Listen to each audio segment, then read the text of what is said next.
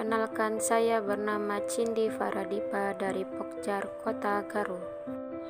Mengamati pertumbuhan dan perkembangan kacang hijau.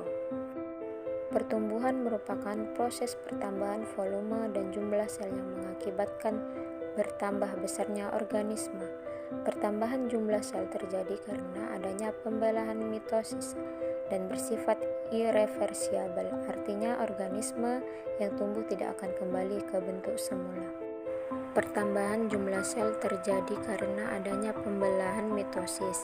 Pertumbuhan dan perkembangan merupakan hasil interaksi antara faktor-faktor yang terdapat dalam tubuh organisme, seperti sifat genetika yang ada dalam gen dan hormon yang merangsang pertumbuhan. Perkembangan adalah suatu proses kemajuan yang terjadi secara berangsur-angsur dari kompleksitas rendah ke kompleksitas tinggi dan terjadi diferensiasi.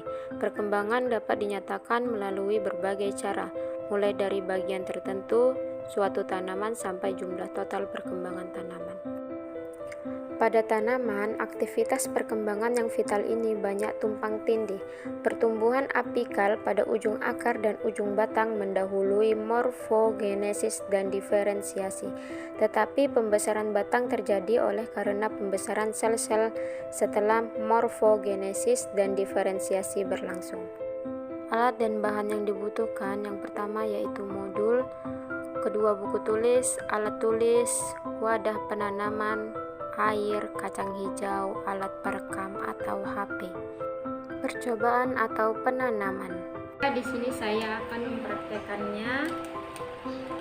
Ambil kapas lalu masukkan ke tempat yang mau kita fermentasi.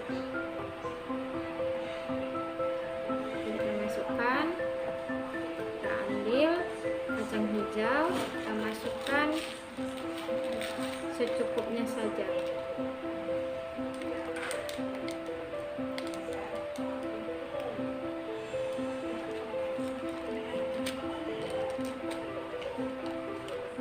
Lalu kita masukkan air secukupnya.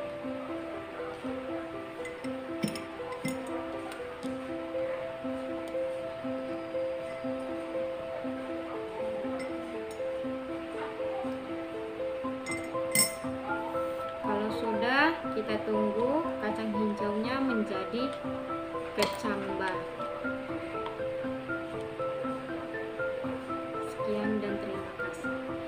Hasil penelitiannya. Pada hari pertama, panjang akar 1-1,5 mm, panjang batang 8-10 mm. Hari kedua, panjang akar 2-3 mm, panjang batang 18 mm. Hari ketiga, panjang akar 5-10 mm, panjang batang 24 mm. Hari keempat, panjang akar 10 mm, panjang batang 37 mm. Hari kelima, panjang akar 10-15 mm, panjang batang 68 mm. Hari keenam, panjang akar 15-20 mm, panjang batang 90 mm. Dan pada hari ketujuh, panjang akar 25 mm, panjang batang 115 mm. Pembahasan. Berdasarkan hasil praktikum, dapat diketahui bahwa pengamatan selama 7 hari ada perbedaan bentuk pada biji kacang hijau, seperti tumbuhnya bakal akar di hari ke-1, sekitar 1 mm. Begitu pula pada hari-hari berikutnya hingga hari ke-7. Biji kacang hijau berubah menjadi bakal tumbuhan baru. Perubahannya dikarenakan adanya pembelahan sel secara terus-menerus dan berdiferensiasi atau berubah-ubah akibat dari meristem lateral pada akar mengalami perubahan semakin memanjang. Selain membelah juga semakin bertambah panjang. Hal itu dikarenakan adanya aktivitas meristem apikal. Pertumbuhan dan perkembangan juga terjadi pada daun. Daun yang hanya semula satu helai tumbuh menjadi berhelai-helai.